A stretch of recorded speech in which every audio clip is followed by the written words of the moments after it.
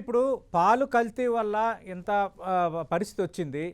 మీరు కూడా సీనియర్ పీడియాట్రిషియన్‌గా ఉన్నారు. మామూలుగా మనం ఎవరైనా తల్లిపాలు కొద్ది రోజులు తీసుకుంటాం. ఆ తర్వాత ఆధారపడాల్సింది అయితే ప్యాకెట్ పాలు. లేదంటే బయట నుంచి తీసుకునే పాలు. మరి ఏ పాలు ఏ ఒరిజినల్లో మనకి అర్థం కాని పరిస్థితి ఉంది. కానీ పిల్లలకి పాలు ఇవ్వటం అనేది ప్రతి తల్లి గాని మీరైనా లేదంటే మా ఇంట్లోనైనా ఎక్కడైనా తల్లి పాల్లో ఏదో ఒక కలిపి ఇవ్వటం అనేది మనం ఆ పాలతో పెరుగు చేసుకోవటం ఇవన్నీ అనేది దైనందిక జీవితంలో అది ఒక భాగం అయిపోయింది. మరి మీరు ఒక సీనియర్ పీడియాట్రిషియన్‌గా మీరు ఇచ్చే సజెషన్ ఏంటి మేడం? ఎట్లా మరి మనకు పాలుతో అవసరం ఉంది. పాలు కల్తీ అవుతున్నాయన్న సంఘటనలు ఎక్కువగా బయటపడుతున్నాయి. ప్రజల్లో ఇప్పుడు ఒక రకమైన భయం ఉంది. మామూలుగా అయితే పాలు అనేది ఒక మంచి సోర్స్ ఆఫ్ ప్రోటీన్. కానీ మీరు వేరే ఆహారం ద్వారా ఆ ప్రోటీన్ ఇవ్వగలిగితే పాలని అవాయిడ్ చేయొచ్చు. ఓకే.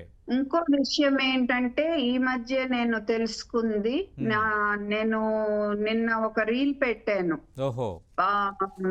ఆవులకి గేదెలకి ఇచ్చే హార్మోన్స్ వల్ల ఆడపిల్లలు పెద్ద మనిషి అవ్వటం తొందరగా జరగటం లేదు.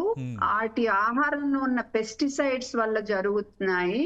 ఆ పెస్టిసైడ్స్ అనేది పాల ద్వారానే కాదు, మనం తినే చాలా ఆహార ధాన్యాల ద్వారా కూడా వస్తున్నాయని పెట్టినప్పుడు కొంతమంది ఈ పాల డైరీ ఇండస్ట్రీలో ఆ ఆవుల్ని గేదెల్ని ఎలా ట్రీట్ చేస్తారు, వాటిని బోళ్ళన్ని సార్లు అవి ప్రెగ్నెంట్ అయ్యేట్టు పాల కోసం బిడ్డ పుట్టగానే ఆ దూడని వాటి నుంచి దూరం చేసేయటం ఇలాంటివన్నీ జరుగుతాయి అని చెప్పారనమాట. అది విన్నాక కొంచెం అది చాలా పెయిన్ఫుల్ థింగ్ కదా.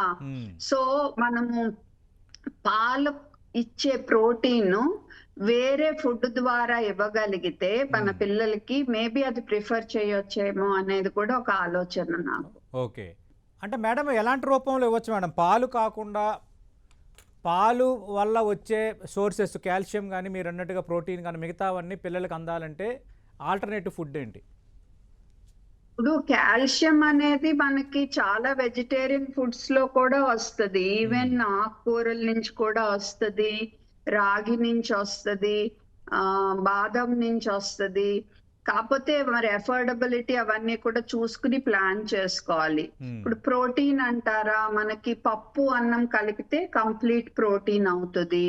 అలాగే మనకి రాజ్మా, చోలే ఇలాంటివన్నీ ఉంటాయి. కాకపోతే కొంచెం బెటర్ ప్లానింగ్ అవసరం పడుతుంది. సోయా కూడా.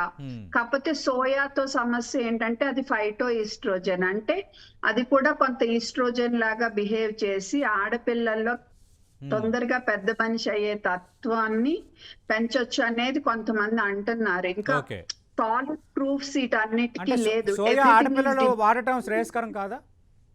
ఎక్కువ వాడటం సోయా అదే. సో ఏది అతిగా వాడద్దు. ఓ రోజు సోయా వాడదాము, ఓ రోజు రాజ్మా తీసుకుందాము, ఓ రోజు మనం పప్పు అన్నం చక్కగా అలా తిందాము. అలా ఎలాగైనా ప్లాన్ చేసుకోవాలి వాళ్ళు శ్రద్ధగా.